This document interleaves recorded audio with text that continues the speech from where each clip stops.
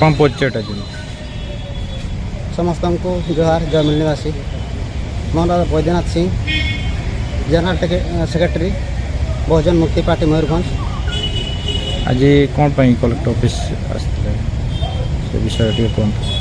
ଦେଖିବାକୁ ଗଲେ ତ ଆମର କଲେକ୍ଟର ଏମିତି ବିନା ବିଷୟ ଥିବା କେହି ଆସନ୍ତି ନାହିଁ। ତ ଆମର ବିଷୟ ଥିଲା ଯେ ଆମର ଆଜି କଲେକ୍ଟରକୁ ମେମୋରାଣ୍ଡମ୍ ଦେବାର ଯେ ଚଳିତ ମାସ 3 ମେ 2023ରେ ଯେଉଁ ଆମର ଫରେଷ୍ଟ କନଜରଭେସନ୍ ବିଲ୍ 2023 ଆମ RSS BJP ଦ୍ୱାରା ଯେଉଁ ସାଂସଦକୁ ନ ଜଣାଇ ସେଟା ଆମେଣ୍ଡମେଣ୍ଟ କରିଛନ୍ତି, ସେଟା ଆମେ ସେହି ବିରୋଧରେ ଆମେ ମେମୋରାଣ୍ଡମ୍ ଦେଉଛୁ। ଯଦି ଆମର ଏହି କନଜରଭେସନ୍ ବିଲ୍ଟା ଯଦି ଆମର ପାସ୍ ହେଇଯାଏ, SC ST OBC ଏବଂ ମାଇନରିଟି ସମସ୍ତେ ଆମର ଏହାର ଭୁକ୍ତଭୋଗୀ ହେବେ। କାହିଁକିନା ଜଙ୍ଗଲରୁ 25 କିଲୋମିଟର ଡିଫରେନ୍ସ ଯେତିକି ବି ଆମର ଯେଉଁ ଆଦିବାସୀ ଏରିଆ ରହିବ କିମ୍ବା ଯେକୌଣସି ST SC OBC ଏବଂ ମାଇନରିଟି ଯେତିକି ବି ବସବାସ କରୁଛନ୍ତି ସେମାନଙ୍କୁ ସ୍ୱ ଇଚ୍ଛାରେ ସେଣ୍ଟ୍ରାଲ ଗଭର୍ଣ୍ଣମେଣ୍ଟ ସେଟାକୁ ବିସ୍ଥାପିତ କରିବାର ତାଙ୍କର ଗୋଟେ ବହୁତ ବଡ଼ ଷଡ଼ଯନ୍ତ୍ର। ତ ଏଥିପାଇଁ ଆମେ ଏହି ମେମୋରାଣ୍ଡମ୍ ଦେଉଛୁ ତାକୁ ଘୋର ବିରୋଧ କରିକି।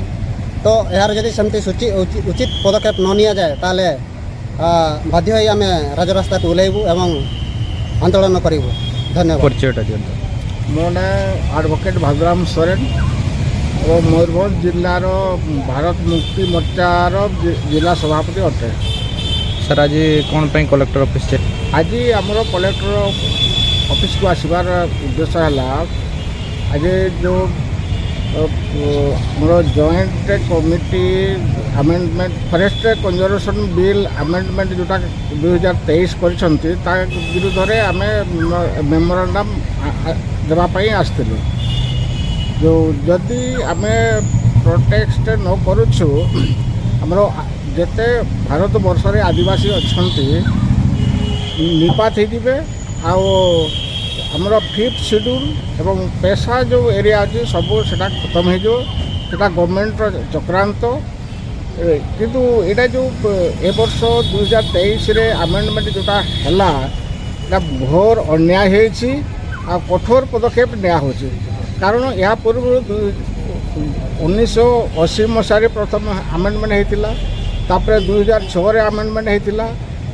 ଏଥିରେ ଥିଲା ଯେ ଲୋକସଭାରେ ଏଗୁଡ଼ାକୁ ପାରିତ ହେବ, ମେଜରିଟି ନେଇକି ଏଇଟା କେଉଁ ଜାଗାରେ ଇମ୍ପ୍ଲିମେଣ୍ଟ ହେବ, କେଉଁ ଜାଗାରେ ଆମେଣ୍ଡମେଣ୍ଟ ହେବ ସେଟା ବିଚାର କରାହେଉଥିଲା। କିନ୍ତୁ ଏ ଯେଉଁ 3 ମେରେ ଯେଉଁଟା ନୋଟିଫିକେସନ୍ କରିଛି ସେଟା ଜଏଣ୍ଟ କମିଟି ଦ୍ୱାରା ସେଟା ପାରିତ ହେବ।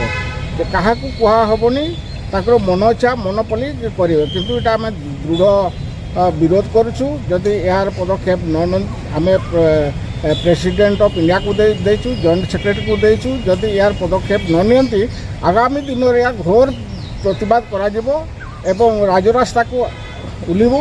ତା ପାଇଁ ଭାରତ ସରକାର ଦାୟୀ ହେବେ। ତ ଦେଶ ସାରା ନିଆଁ ଜଳିବ, ଏଥିରେ କିଛି ସନ୍ଦେହ ନାହିଁ।